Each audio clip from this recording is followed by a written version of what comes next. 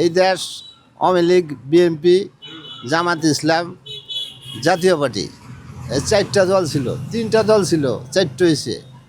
এই দেশ বৃহত্তর দল হইল বিএনপি, আওয়ামী লীগ।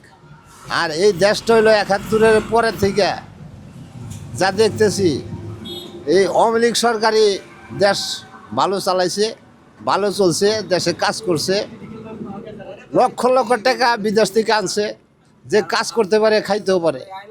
আমি চাই সবাই মিলে, আওয়ামী লীগ, বিএনপি, জামাত, জাতীয় পার্টি সবাই মিলে ইলেকশন করলে দেশটা সুষ্ঠুভাবে চলবে। এই দেশ আমরা যা দেখছি আর এখন যা বর্তমানে দেখতেছি বহু উন্নত হয়েছে।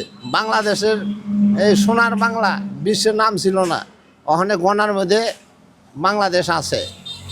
বাংলাদেশ এতটুক আগায় নিয়েছে আওয়ামী লীগ সরকার। আগামীতে যদি আওয়ামী লীগ সরকার এই অংশগ্রহণ না করে নির্বাচনে, তাহলে বৃহত্তর নামের গণ্ডগোল হবে বাংলাদেশে, সুষ্ঠু হবে না।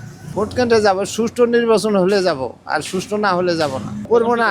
তার পাশে আরো বৃহত্তর দল আছে, যেমন বিএনপি আছে, জামাত আছে, আরো অন্য অন্য দল আছে, এরা থাকবে। আমার যাকে ভালো লাগবে তাকে দেবো। এই তো দল আছে তিনটার মধ্যে যে কোনো বড় দল হইলে ওখানে বিএনপি, তার পাশে মনে করেন জামাত, জাতীয় পার্টি।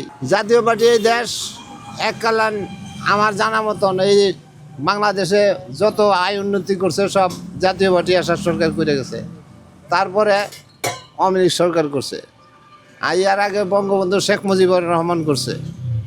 এই তো তার পাশে জিয়া রহমানও কাজ করছে। বর্তমানে এরা নাই।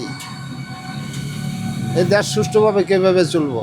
সবাই মিলেই চালাইতে হইব। এগুলো তো হবে, এগুলো তো ছিল না। আমরা জীবনে দেখি নাই, ছাত্র দল দেখি নাই, অন্য এই এখন বাংলাদেশে কত দল হয়েছে, এইসব দল ছিল না, এখন তো নতুন হয়েছে।